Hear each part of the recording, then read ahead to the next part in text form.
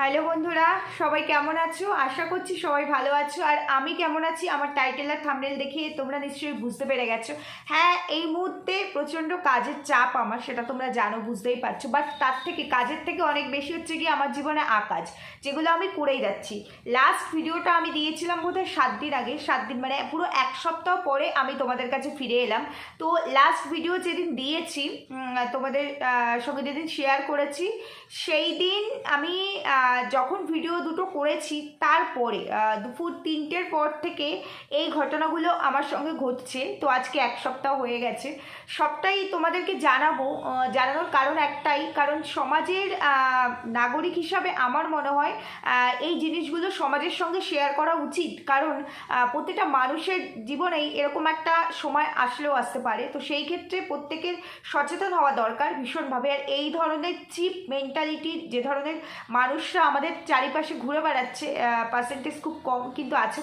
তো তাদের থেকে কি করে সচেতন থাকতে হবে এবং তাদেরকে ভয় না পেয়ে কিভাবে সামনে এগিয়ে যেতে হবে, তো সেইটার জন্য, যেহেতু আমার একটা এক্সপিরিয়েন্স হলো, কারণ আমি এর আগে কোনোদিনও এই ধরনের জিনিসের মানে সামনাসামনি হইনি, এই ধরনের কোনো ঘটনা আমার লাইফে ঘটেনি। আমি থানা, পুলিশকে মানে কোর্ট, এই ধরনের জায়গায় খুব কম গেছি, যাইনি বলতে পারো। তবে এখন রিসেন্ট এই এক সপ্তাহে 3বার আমাকে থানা যেতে হয়েছে, ভবানী ভবন যেতে হয়েছে, বারাসাত সাইবারে যেতে হয়েছে, অনেক জায়গায় যেতে হয়েছে। অনেক অ্যাডভোকেটের সাথে আমাকে ডিসকাস করতে হয়েছে, অনেক কিছু করতে হয়েছে। যদিও ওই 1 বছরে আমার জায়গাটা নিয়ে যে সমস্যাটা ছিল, আমি তো তোমাদেরকে এর আগের দিনের ভিডিওতে বলেছি। তো সেটার জন্য আমি ওই জাস্ট আমার কোর্ট পর্যন্ত, সেই জন্য আমাকে কখনো থানা পুলিশ করতে হয়নি। তো আমার জীবনে অনেক এক্সপিরিয়েন্স, অনেক অভিজ্ঞতার ওপর দিয়ে আমি যাচ্ছি, অনেক কিছু আমি দেখতে পেলাম। আমার এই বয়সে আমি অনেক কিছু ফিল করলাম, মানে রিয়েলাইজ করলাম যে মানুষের লাইফটা কতটা স্ট্রাগলের ওপর দিয়ে যেতে পারে। যাই হোক, তো তোমরা বুঝতেই পেরেছো। আমি আজকে সবটাই তোমাদেরকে খুলে বলবো। হ্যাঁ, থ্রেট করা হচ্ছে, হুমকি দেওয়া হচ্ছে। হুমকিটা শুধু মানে এখানেই থেমে থাকেনি। প্রথম দিন হুমকি নয়, প্রথম দিন নর্মাল ফোন করে, হুমকি নয় কথাটা বলে ভুল, মানে প্রথম দিন আর কি, এই যেটা আমি টাইটেলে রেখে দিয়েছি, ওই যে মানে রেপ আর মার্ডার, এই বিষয়টা প্রথম দিন আসেনি। প্রথম দিন আর কি নর্মালি ফোন করে বলা হয়েছে যে জায়গাটা কোনো এক বিহারির জায়গা, যার বাড়ি বিহারের পাটনাতে। তো তিনি তার মেয়ের বিয়ে হচ্ছে বিহারে, তিনি যেহেতু বিহারেই থাকেন, তো তার জামাইকে যৌতুক দেবে, তাই তিনি এখানের এই জায়গাটা এখন কিনতে চায়, এটা হচ্ছে তাদের বক্তব্য। তো সেখানে আমার হাজব্যান্ডের, যেহেতু ফোনটা আমার হাজব্যান্ডের ফোনেই আসে, আর আমার হাজব্যান্ড তখন অফিসে ছিল, তো আমার হাজব্যান্ড বললো যে জায়গাটা বহু আগে বিক্রি হয়ে গেছে, আমি কেনারও 7 বছর আগে জায়গাটা বিক্রি হয়েছে মেন মালিকের কাছ থেকে। তো এতদিন তারা কি করেছে, জায়গা ফেরত দেওয়ার চেষ্টা তারা তখন কেন করেনি? আর যে মেন মালিক, তারপরে তিনি একজনকে বিক্রি করেছে, সে আরেকজনকে করেছে, আমি তার থেকে কিনেছি, থার্ড পার্টি। সুতরাং আমি তাদেরকে চিনিও না, আমার চেনার কোনো প্রয়োজন নেই, আমি লেস ইন্টারেস্টেড এই বিষয়ে। আর আমিও জায়গাটা কিনে 2.5 বছর ফেলে রেখেছিলাম, এখন আমি রিসেন্ট ঘর করা শুরু করেছি। তো এই ধরনের কথা আমার হাজব্যান্ড বলার পর সে যখন আমাকে ফোন করে, আমি তখন রান্না করছিলাম, তো সে যখন আমায় ফোন করে জানায়, আমি নাম্বারটা তার কাছ থেকে নিয়ে, আমি যিনি ফোন করেছিলেন অবশ্যই আমাদের ওয়েস্ট বেঙ্গলের বাসিন্দা, তিনি বাঙালি, তো তিনি পরিচয় দিয়েছিলেন যে তিনি কলকাতায় থাকেন। তো আমি তার সাথে কথা বলি এবং পুরো কনভারসেশনটা রেকর্ড করি। তো সেই জায়গায় তিনি আমাকে অনেক বড় বড় নেতা মন্ত্রী এদের অনেক কিছু দেখিয়েছেন, যে তিনি বিজেপি করেন, তার অনেক হাত আছে, এক্সেট্রা এক্সেট্রা। তারপরে এটাও বলেছেন যেহেতু বিহারের একজনের আর কি ছিল আর কি, তার বাবার জায়গা নাকি, তো সেই জায়গায় দাঁড়িয়ে সে বিহারের ট্রান্সপোর্ট মন্ত্রীর লেটার নিয়ে আসছেন। তো আমি বলেছিলাম একদম নো প্রবলেম, আসতেই পারে, কোনো ব্যাপার নেই। লিগেল কোনো প্রবলেম থাকলে লিগেল নোটিশ পাঠাতে বলুন কোর্ট থেকে, তারপর আমি কোর্টে গিয়ে আমার প্রমাণপত্র আমি দেখাবো। এটুকুই তার সাথে আমার লাস্ট কথা হয়েছিল। যে এরকম মানে আমি পার্সোনালি রাজনীতি করা একদম পছন্দ করি না, আমি কেন, আমার ফ্যামিলি পার্সনটাকেও পছন্দ করে না। কিন্তু তার মানে এই নয় যে ওই আমি কোনো দলের পেছন ঘুরছি মানে, ওই ঝান্ডাটা হাতে নিচ্ছি মানে আমার রাজনৈতিক পাওয়ার আছে, আর আমরা তার পেছন ঘুরি না মানে আমাদের পাওয়ার নেই, এমনটা নয়। আমি সেটাই তাকে জানিয়েছিলাম। যাই হোক, এই অবধি গেল। তারপরের দিন আমার হাজব্যান্ড অফিস যাবে, সকাল 6:30 বাজে। আমার হাজব্যান্ডের জন্য আমার টিফিন রেডি করা হয়ে গেছে, তার খাবার আমি বেড়েছি, সে খেয়ে সে পুরো রেডি, সে বেরোবে। ঠিক এই টাইমে আমার হাজব্যান্ডের ফোনে একটা ফোন আসে। ফোনটা যেটা যেহেতু ট্রু কলার তাই জন্য উঠে আসে, মানে তার নাম তো এখন দেখাই যায়, তো নামটা অরবিন্দ কুমার সিং বলে নামটা আসে এবং লোকেশনটা আসে বিহারের ঝাড়খণ্ড থেকে। তো তিনি প্রথম পরিচয় তিনি বলেন যে আমি একজন সিবিআই, হিন্দিতে কথা বলেন। আমার হাজব্যান্ড ফোনটা রিসিভ করেন এবং যেহেতু সে বেরোবে অফিসে, তো তার একটা তাড়া ছিল, আর ওই টাইমে ওরকম একটা ফোন যে সিবিআই থেকে ফোন করছি, জায়গার কাজ বন্ধ করতে হবে, তা না হলে মিউচুয়ালে আসতে হবে, এই ধরনের কথা। তো আমি রুটি করছিলাম ওই টাইমে, আমার হাজব্যান্ড যেহেতু বেরোবে টিফিন নিয়ে যাবে, তো আমি গ্যাসটাকে অফ করে রেখে ফোনটা আমি নিই এবং আমি কথা বলি। যখন উনি আমার সাথে কথা পাচ্ছেন না, তখন উনি আমাকে দুটো স্লাং দিয়ে ফোনটা কেটে দিয়েছেন। যাই হোক, ভালো কথা, কেটে দিয়েছে, আমি আর কোনো রকম কিছু করিনি।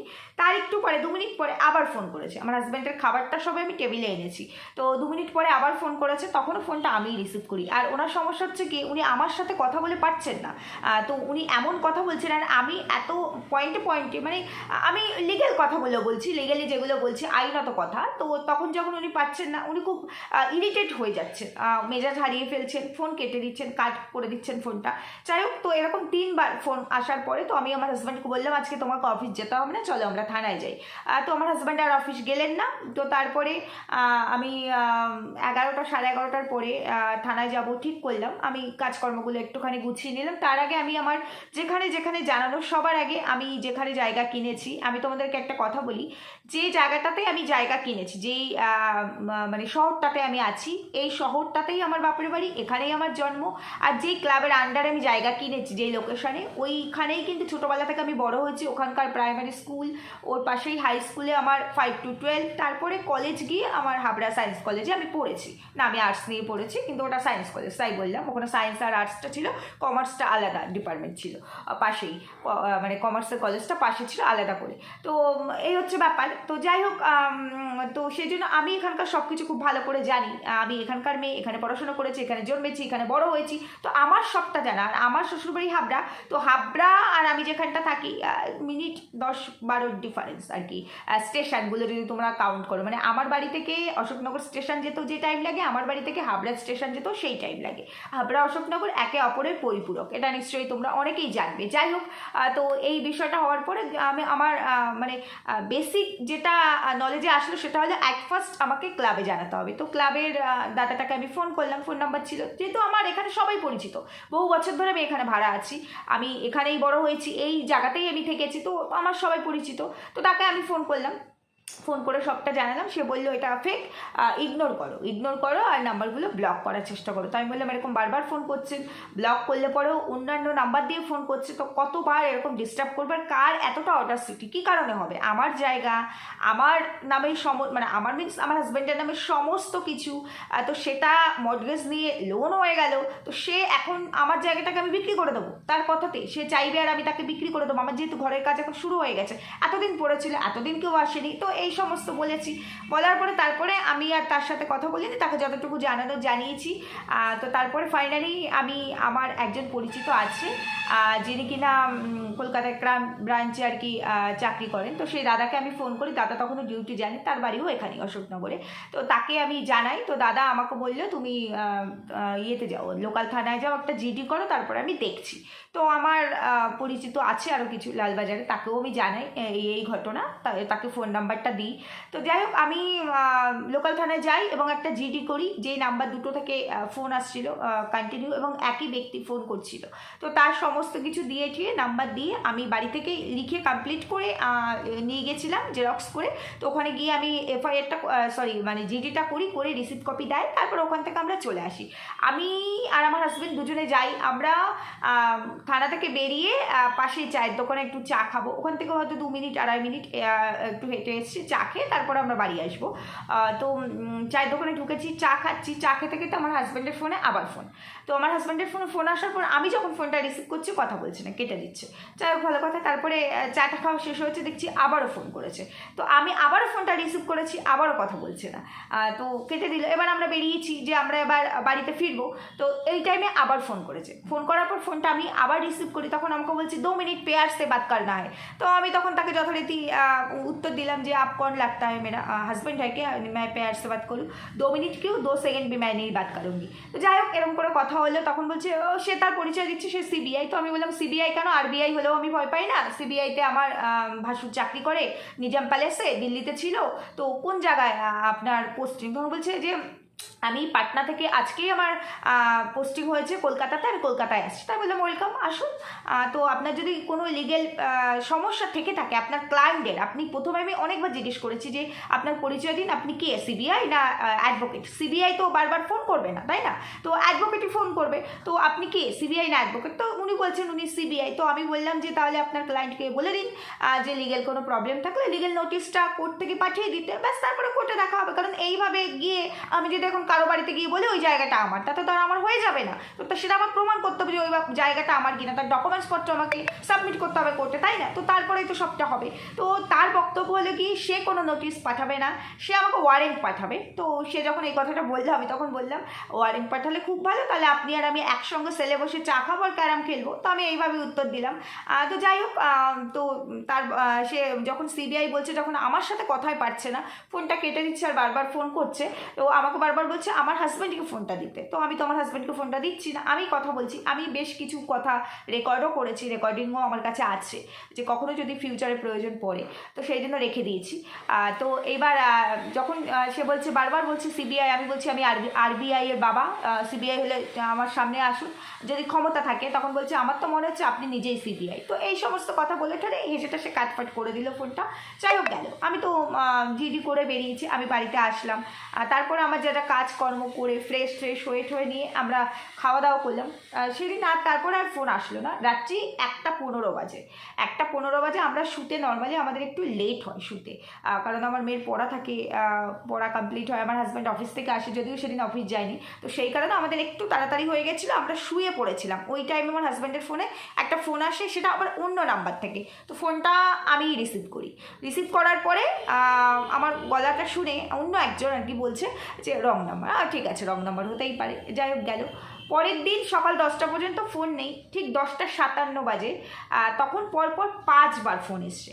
5বারই ফোনটা আমি রিসিভ করেছি, যেহেতু পরের দিনটা ছিল শনিবার। 5বারই ফোনটা আমি রিসিভ করি। প্রথম 2বার ফোন আসার পরে আমি জাস্ট ইগনোরই করছিলাম, নাম্বারগুলোকে ব্লক করা, মানে ব্লকই করে দিচ্ছিলাম। কিন্তু যতবার ব্লক করা হচ্ছে ততবার অন্য নাম্বার দিয়ে ফোন করা হচ্ছে। তো যাই হোক, ফোনটা আমি রিসিভ করি, আর আমার সাথে পাচ্ছে না বলে প্রত্যেকবারই ফোনটা কেটে দিচ্ছে। তো 2বারের পর আমাকে 3বার যখন আমি ফোনটা ধরি, তখন আমাকে রেপ করার থ্রেট দেয় যে বহুত ज़्यादा रेप केस बढ़ गया है समाज में, उसमें आपका नाम भी शामिल हो जाएगा। तो যাই হোক এটা বললো। তো আমি বললাম औकात है तो आकर करके देखिए। तो আমি বললাম, বলার পরে তারপরে বলছি आपका पति कहाँ पर है, जिंदा नहीं है क्या, आपका पति अभी तक जिंदा है ना, आगे आगे देखिए होता है क्या। তো এইসব বললে টুলে তারপরে আমি থানায়, যেহেতু জিডি করা ছিল আমার লোকাল থানায়, আমি ফোন করলাম, ফোন করে আমার জিডি নাম্বার বললাম এবং আমি এই নাম্বারটা আবার থানায় দিলাম। তো ইনচার্জ তো যেহেতু চেঞ্জ হয়, আমি আগের দিন যখন গেছিলাম অন্য ইনচার্জ ছিল, পরের দিন যখন ফোনটা করি তখন একজন ম্যাম ফোনটা ধরেন। তো যাই হোক, এইসব করার পরে বলার পরে তারপরে আমি ভাবলাম হয়তো আর ফোন করবে না। তারপরে আবারও 3বার ফোন করে ওই যখনই এই মানে আমাকে আর আমার হাজব্যান্ডকে এই ধরনের থ্রেট আর কি করেছে, তখন আমি আমার যেখানে যেখানে মোটামুটি জানানোর, কারণ খুব পলিটিক্যাল ভাও নিচ্ছিল আর কি। তো আমি যেহেতু রাজনীতি করি না, না করলেও আমাদেরও অনেক সোর্স থাকে, তো সেই জায়গায় দাঁড়িয়ে আমি ভেবেছিলাম আরও অনেক দূর পর্যন্ত যাব, অনেক দূর পর্যন্ত যেতে পারি। তো সেইগুলো আর করলাম না, দরকার নেই। তো আমি টুকটাক এখানে ওখানে মানে আমাদের যে বারাসাতের যে এখন জেলা সভাপতি আমার পরিচিত, আমাদের দাদা, আমার বাপের বাড়ির ওখানেই তার বাড়ি, যদিও তার বারাসাতেও ফ্ল্যাট আছে, তিনি প্রফেশনালি একজন অ্যাডভোকেট।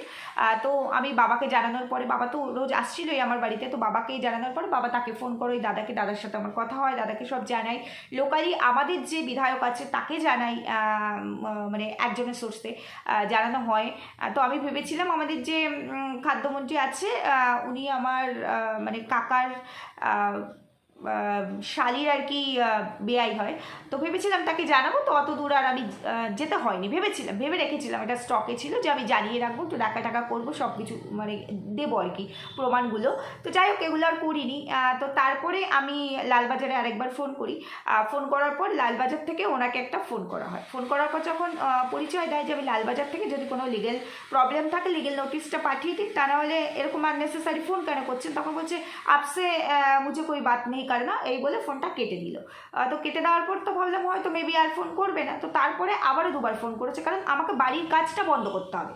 তার বক্তব্য হচ্ছে বাড়ির কাজটা আমাকে বন্ধ করতে হবে, বাড়ির কাজ যদি বন্ধ না করি তাহলে তাদের সঙ্গে আমাকে মিউচুয়ালে আসতে হবে, মিউচুয়ালে আসা মানে তাদেরকে একটা হিউজ অ্যামাউন্ট টাকা আমার দিতে হবে, এটাই হচ্ছে তাদের কথা। কিন্তু তাদের কাছে লিগেল কোনো প্রমাণ নেই, থাকলে তো নোটিশ আসতোই, তাছাড়া কোথা থেকে থাকবে, কারণ এই আমি যে বেল্টে থাকি এখানে সব বাঙালি, কোনো বিহারি কোনো নন বেঙ্গলি এখানে নেই।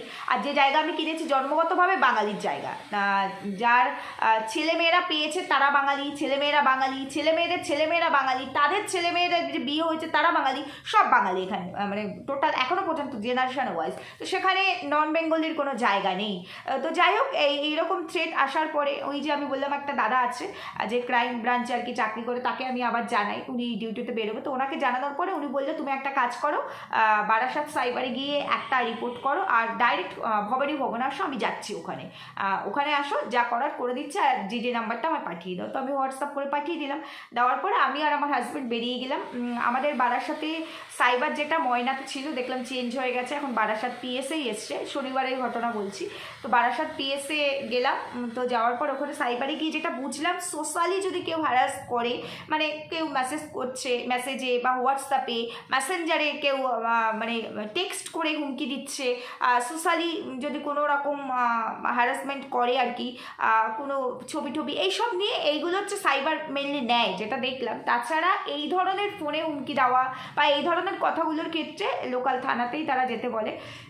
তো বারাসাতে সাইবারের যে অফিসার ছিলেন ভীষণ ভালো, উনি অনেকটা কোঅপারেট করেছেন, কিন্তু উনি বললেন এটা তো ম্যাডাম আমরা নিতে পারি না, এটা সোশ্যাল হ্যারাসমেন্ট ছাড়া আমরা ইস্যু করতে পারি না, তো আপনি লোকাল থানাতেই যান। ওরাও ফোন করে দিয়েছিল লোকাল থানায়, কিন্তু আমি ভবানী ভবনে যাই, আমি আর আমার হাজব্যান্ড গিয়ে ওখানে আমাদের কমপ্লেনটা দিই, এবং কমপ্লেনটা যখন দিই তখন আমাকে ওখানকার যে অফিসার আছেন উনি আমাকে বলছেন আপনাদের মানে আপনার হাজব্যান্ডের নাম্বারটা এর কাছে গেল কী করে, নাম্বারটা তো যাওয়া তো সহজ না, এটা স্ক্যামার নয় যে স্ক্যাম হয় একবার ফোন করলাম স্ক্যামে এখানে লিঙ্ক পাঠালাম প্রেস করুন বা এটা করুন ওটা করুন, এগুলো হয় স্ক্যামার, এটা কিন্তু স্ক্যামারের মধ্যে পড়ে না যে কিনা থ্রেট করছে।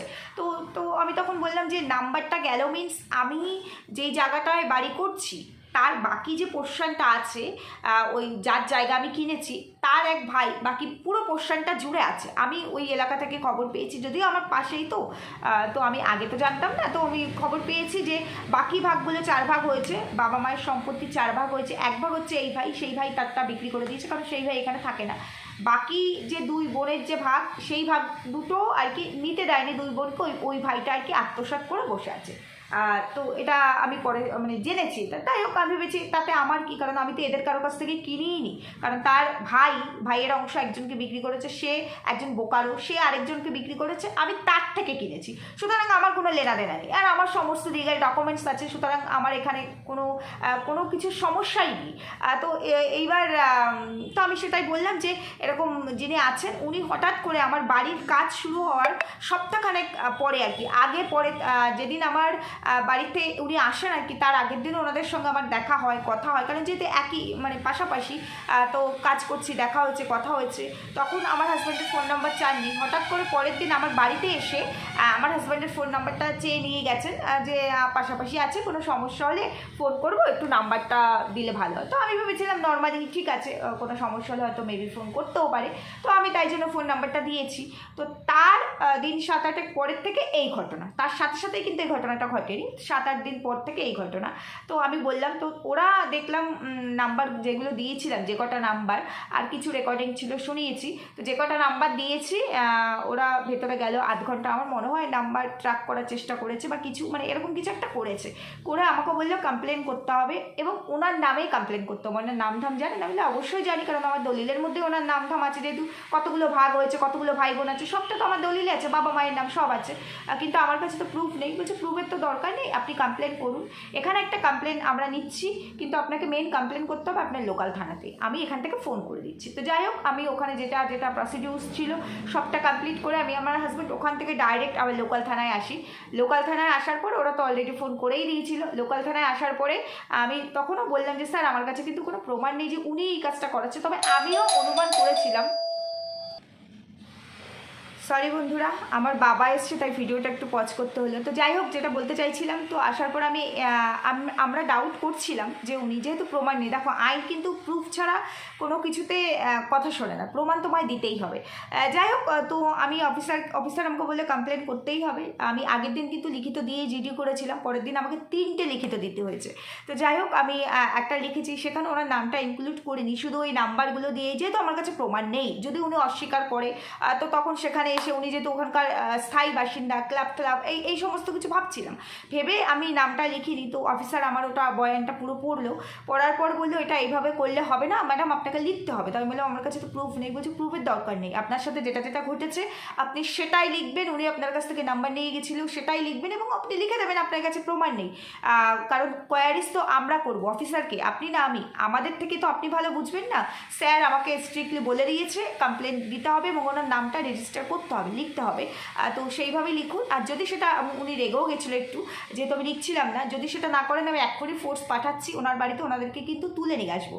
তো ঠিক আছে, আমি বললাম ঠিক আছে। তো আমি তারপরে আবার লিখলাম আমি আমার মতো করে যে আমার কাছে প্রমাণ নেই, কিন্তু এলাকা থেকেই করাচ্ছে। ও তার আগে একটা ঘটনা ঘটেছে, যেদিন আমি ভবানী ভবন যাই সেদিনই আর কি, ঠিক 10:30 11টা নাগাদ আমার কন্ট্রাক্টর, যে আমি যেহেতু কন্ট্রাক্টে পুরো দিয়েছি বাড়ির কাজটা, তো উনি তো রোজ আসেন, কন্ট্রাক্টর থাকেন ম্যাক্সিমাম টাইম, তো তার লেবার মিস্ত্রিরা কাজ করছে কন্ট্রাক্টর দাঁড়ানো, তো একটা ছেলে নাকি সাইকেল নিয়ে এসছে, খুব একটা বেশি বয়স না, হঠাৎ করে এসে আমার কন্ট্রাক্টরের কাছে বলছে যে আপনার নাম্বারটা দিন, আমি বাড়ির কাজ করাবো, এরকম কিছু বলেছে, আরও কিছু হয়তো 2-1টা বলেছে। তো আমার কন্ট্রাক্টর নর্মালি, উনি তো আর এসব জানেন না, তো উনি হয়তো নর্মালি ভাবেন যে হয়তো হতেই পারে, আমি তো কন্ট্রাক্টর, আমার নাম্বার অনেকেই নেয়। তো ওনার ফোন নাম্বারটা দিয়েছে, ফোন নাম্বারটা দেওয়ার 5 মিনিটের মধ্যেই সেই বিহারের সেই অরবিন্দ কুমার সিং উনি ফোন করেছে, এবং ফোন করে বলছে আপনি তো কন্ট্রাক্টর, হিন্দিতেই বলছে, বাড়ির কাজ করা বন্ধ করুন, এখানে বাড়ির কাজ করা যাবে না। তো কন্ট্রাক্টর বলেছে যে বাড়ির কাজ করা যাবে না মানে, আমি মালিকের কথায় কাজ করছি, আমাকে বললে তো কোনো লাভ নেই, তো সেটা মালিকের সঙ্গে বুঝে নিই। বলছে আমি সিবিআই। তখন কন্ট্রাক্টর বলছে আপনি সিবিআই হন আর যারই বাবা হন, আমি তারও বাবা, আপনি যদি আপনার ক্ষমতা থাকে সামনে আসুন, আপনি এইভাবে থ্রেট করছেন, আপনার এতটা ক্ষমতা অডাসিটি আসে কোথা থেকে আপনি জানেন, এর এগেনস্টে আমি কী করতে পারি? আর কোনো সিবিআই কখনো কাউকে এইভাবে ফোন করে না। যাই হোক, এই সমস্ত কিছু ঘটার পরে আমি সবটাই বলেছি, বলার পরে আমি থানায় যাই। থানায় যখন কমপ্লেন করি সেখানে আমি উল্লেখ করি যে আমাকে এই বলে থ্রেট করছে, আমার হাজব্যান্ডকে এই বলে থ্রেট করছে, সবটা আমি এখানে ভিডিওর সাথে বারবার উচ্চারণ করলাম না, ওয়ার্ড দুটো। তো সেই সমস্ত কিছু আমি লিখে দিয়ে আসি। আমার সেদিন লোকাল থানায় প্রায় 2.5 থেকে 3 ঘন্টা টাইম লাগে। তো আমি বাড়ি এসেছি 10:30, রাত্রি 10:30টার সময় আমি বাড়িতে এসেছি। তো যাই হোক, এই সবটা করে ওরা আমাকে বলে দিল একটা অনলাইনে সাইবারে কমপ্লেন করতে এই নাম্বারের এগেনস্টে, কারণ এটা সাইবার ক্রাইম, তো অনলাইনে সাইবারে যেহেতু ফোন করে হুমকি দিচ্ছে, আর যে করাচ্ছে, যে আর কি হায়ার করেছে সেটা তো ওরা বুঝতে পেরেই গেছে, যার জন্য আমাকে বলেছে যে হায়ারটা কে করিয়েছে। তো যাই হোক, আমি বাড়ি এসে অনলাইনে সাইবারে কমপ্লেনটাও করে দিয়েছি। তো এই পর্যন্ত হচ্ছে গিয়ে ওখানে আমি করে এসেছি সেই দিনের মতো আর কি। তো সেই দিন থেকে শনিবার এই সমস্ত ঘটনা ঘটেছে, রবি সোম মঙ্গল, আজকে বুধবার, এই পর্যন্ত এখনও পর্যন্ত আর কিন্তু কোনো ফোন আসেনি এখনও পর্যন্ত। তার মানে এখানে হিসাবটা পুরো ক্লিয়ার যে আমি যাকে ডাউট করছিলাম, মানে আমরা যাকে ডাউট করেছি, সেই মহান ব্যক্তি এই কাজটা করাচ্ছিল। এবার সেই ব্যক্তির একটু পরিচয় তোমাদের সামনে দিই। সেই ব্যক্তির বয়স আনুমানিক 70, 68 থেকে 70, বুড্ডা, মানে আমার বাবার বয়সী, যথেষ্ট এজ মানে বুঝতেই পারছে 70। তো তার ওয়াইফের বয়স হবে 50 কি 52। এবার তার যে গল্পটা সেটা হচ্ছে গিয়ে, তিনি একটা খুব লুজ ক্যারেক্টারের লোক, যেটা আমি পরে জেনেছি আর কি, সবাই জানে, সমস্ত মানুষই জানে। তো সেটা হলো গিয়ে ওনার আর কি, ওনার নিজের শাশুড়ির সঙ্গে, শ্বশুরবাড়ি ওই কাছাকাছি, আমি যেখানে থাকি তার কাছাকাছি, শ্বশুরবাড়ির সাথে কোনো রকম সম্পর্ক নেই, মানে শালারা কোনো পরিচয় দেয় না আর কি, বোনের বরকে। তো যেটা জেনেছি সেটা হলো গিয়ে উনি ওনার শাশুড়ির সঙ্গে একটা অ্যাফেয়ার্স ছিল, সেখানে ধরাফড়া পড়ে গেছে, বহু বছর আগের কথা বলছি। ধরাফড়া পড়ে গেছে, তখন সুযোগ না মানে কোনো স্কোপ না থাকায় শাশুড়ি নিজের মেয়ের সাথে এনার আর কি বিয়ে দিয়েছে। তো এই হচ্ছে গল্প। ওনাদের একটি মেয়ে আছেন, মেয়েটির বয়স কত হবে, মেয়েটির বয়স 24-25 বছর হবে, এরকম হবে মেয়েটির বয়স। তো এই পর্যন্ত হচ্ছে কি গল্প, যে কিনা একাই পুরোটা ভোগ করতে চায়, যে কিনা বাকিদেরটা আত্মসাৎ করে বসে আছে। তো আর যেই পাড়াটাতে থাকে মানে যে এলাকাটাতে আমি জায়গাটা কিনেছি, সেই এলাকার কারোর সাথে এর কোনো বন্ডিং নেই, কেউ এদের সাথে কথা বলে না, এতটাই নোংরা। তো আমি যখনই বাড়ি করছিলাম আমাকে আশেপাশে সবার সাথে তো কথা বলি, তো সবাই আমাকে একটা কথাই বলেছে, ওই পাশটা দিয়ে পাঁচিল অনেক উঁচু করে দেবে, কোনো রকম সম্পর্ক এদের সাথে রাখবে না, ভীষণ ভালো A to Z, মানে এই মাথা থেকে ওই মাথা পর্যন্ত সবাই আমাকে এই একই কথা বলেছে। যে এছাড়া আদারওয়াইজ এই এলাকার সবাই ভীষণ ভালো, কিন্তু ওই একটা ফ্যামিলি খুব নোংরা, খুব নোংরা, খারাপ। নোংরা মানে এখন আর ক্যারেক্টারের দিক থেকে নোংরামি করে না, বাট খুব খারাপ, মানে ভালো না, নিজেরটুকু ছাড়া কোনো কিছু বোঝে না, এটুকু সবাই বলেছে। তো তার মানে এখন তো পুরো স্পষ্ট 2-2-4 বিষয়টা, যে উনি কাজটা করিয়েছে। এবার মেবি থানা থেকে যেটা করার করেছে, নিশ্চয়ই করেছে বলেই আর কোনো ফোন নেই। এবার এই ঘটনাগুলো তোমাদের সঙ্গে শেয়ার করার কারণ হলো এটাই, অনেক মানুষই আছে হয়তো ভয় পেয়ে যাবে কি হলো কি না হলো, সিবিআই পরিচয় দিয়ে এরকমভাবে ফোন, এরকম অনেক কিছু। আমি হাইকোর্টেও কথা বলেছি, হাইকোর্টের লয়ারের সাথে। তো সেই দাদাকে যখন জানাই, দাদা বললো যে এরপরে এখন সিবিআই, এরপরে বলবে অ্যাডভোকেট বলছি, এরকম আপনার বাড়িতে এই পাঠাবো ওই পাঠাবো, আপনারা মিউচুয়ালে চলে আসুন, এইসব করবে, এদের কাজই হচ্ছে তাই। ওনার অ্যাকচুয়ালি উদ্দেশ্যটা ছিল ওই মানে মানুষটার, যিনি কিনা পাশে থাকে, যার ভাই আর কি, যার দাদার প্রপার্টিটা আমি নিয়েছি, তো তার একমাত্র উদ্দেশ্য ছিল এই যে আমি জায়গাটা কিনেছি, সেও যদি ভয় টয় দেখিয়ে জায়গাটাকে পুরোটা সে যদি আত্মসাৎ করতে পারে, আর যদি সেটা একান্তই না পারে, যে জায়গা হাতের বাইরে বেরিয়ে গেছে, দাদা বিক্রি করে দিয়েছে অলরেডি, 3 পার্টির হাত ঘুরে গেছে, সেখানে কিছু যদি টাকা পয়সা সে খেতে পারে, এটাই। তো উনি নিজেকে খুব চালাক মনে করেছে, খুবই চালাক মনে করেছে। তো আগে যখন আমার কাজ হতো, উনি ওনার সীমানা যেহেতু একই আর কি, উনি ওই ওনার গাছ খোঁড়া এই করতো, কুচকুচ করতো, শুনতো আর কি আমরা কি কথা বলি না বলি, আমার মিস্ত্রিরা কি কথা বলে। যেহেতু আমার বাবা সবসময় ওখানে থাকে, এই যে এসছে বাবা থাকবে যতক্ষণ কাজ হবে, যেহেতু আমি সবসময় থাকতে পারি না, আর আমার হাজব্যান্ডও বাড়িতে থাকে না। তো এখন ওই ঘটনার পর থেকে মানে রোববার থেকে ওনাদের মুখ কিন্তু দেখা যাচ্ছে না, ওনার বেরোচ্ছে না, আর কোনো ফোনও নেই। তো আমি এই ঘটনাটা শেয়ার করলাম এই কারণেই, যেহেতু আমার সঙ্গে ঘটেছে, আমি মানে এটাকে ফেস করলাম ভেরি রিসেন্ট, তো এই কারণে ভিডিও করতে পারছিলাম না। তো আমার খুব ইচ্ছে ছিল, পুলিশ জানায়নি, হয়তো থানায় গেলে আমি জানতে পারতাম, আমি আর যাইনি, যে এই মানুষটার নামটা যদি প্রমাণ হিসাবে আমার সামনে আসতো, আমি যে কতগুলো গ্রাউন্ড দিতাম ওনার নামে, ওনার এগেনস্টে, সেটা তো উনি এখনও বুঝতে পারেনি। যাই হোক, তবুও একটা প্ল্যান আছে, আগে আমার বাড়িটা উঠে যাক, তারপরে উনি আমার 1.5 ফুট জায়গাও খেয়েছে, কেস তো আমি কিছু দেবই ওনার নামে, ওনাকে তো মানে যা করার যেটা করার উনি তো কেস লড়বেই, ওনার পরবর্তী জেনারেশনও লড়বে, আমারও পরবর্তী জেনারেশন লড়বে, সেইভাবেই কেসগুলো আমি সাজিয়ে রাখা আছে আমার। তো যাই হোক, ভেবেছিলাম পাশাপাশি থাকতে হবে, তো সেখানে আর কোনো রকম বিবাদ ঝামেলায় যাব না, কারণ এই ধরনের জিনিসগুলো করতে আমরা অভ্যস্ত না, আর এরকম কারোর সাথে অশান্তি ঝগড়াঝাটি করাটা এগুলো কখনো করিনি, সেই কারণে। কিন্তু কেউ যদি মনে করে যে তোমার ভদ্রতা তোমার দুর্বলতা, তাহলে তাকে বুঝিয়ে দিতেই হয় যে দুর্বলের বাবা কাকে বলে। তো এটাই হচ্ছে ঘটনা। তো তোমাদের সঙ্গে শেয়ার এই কারণে করলাম যে এরকম আজকে আমার সাথে ইনি করেছেন, এরকম ঘটেছে, এরকম আরও অনেক কিছু নিয়ে ঘটতেই পারে, অনেক কিছু নিয়ে। তো তোমরা সতর্ক থাকবে, আর কখনো এই ধরনের কোনো কিছু আসলে অবশ্যই প্রশাসনের সাহায্য তো আছেই, নেবে। আর এই যে পলিটিক্যাল যে পাওয়ার বলে আর কি, এই সমস্ত কথা বলে, তো এতে ঘাবড়াবার কিছু নেই, কারণ আইন সবার জন্য সমান হতে পারে। এমন অনেক মানুষ হতে পারে যাদের মাথার উপরে পলিটিক্যাল কোনো ছায়া থাকে না, কিন্তু তার মানে কি আমরা কোনো রকম মানে আইনত সাহায্য পাবো না, এটা তো হয় না। আমি যদি লিগেল হই, আমার কাছে যদি লিগেল সব কিছু থাকে, আমাকে কেউ ভাঙতে পারবে না, এটা আমি বিলিভ করি। তো সেই কারণেই শেয়ার করলাম। আর এই ধরনের মানে নোংরা মস্তিষ্কের মানুষ আর কি, যাদের মাথার মধ্যে মানে অসুস্থ মস্তিষ্কের মানুষজন অনেক থাকে, যারা কিনা ভাবে এইরকম দু একটা কথা বলে হুমকি টুমকি দিলে পরে হয়তো আমি রাজার রাজা, হয়তো সে ভয় পেয়ে যাবে, কিন্তু তার বোঝা উচিত যে বাবার ওপরেও বাবা থাকে, তাই না? তো যাই হোক, এটুকুই ছিল ব্যাপার। তো আজকে আর ভিডিও দেবো না, এটাই ভিডিও থাক। আজকে আমার ওখানে মানে ব্যান্ড ঢালাই হয়ে গেছে, পরে কাঠ ফাট পিটিয়েছে, এখন আজকে ঢালাই হবে আবার, তো সেখানে আমি একটু যাব। তো সেই জন্য আজকে আর হবে না, কালকে থেকে অবশ্যই চেষ্টা করব কন্টেন্টের ওপরে আবার যেমন করে ভিডিও দিতাম তেমন করে অন্তত দিনে 2টো না পারলেও 1টা করে ভিডিও দেওয়ার চেষ্টা করব, যদি সব ঠিকঠাক আর এই আকাশগুলো যদি আমার জীবনে না আসে। সুস্থ থাকো, ভালো থাকো, দেখা হচ্ছে পরবর্তী ভিডিওতে। টাটা।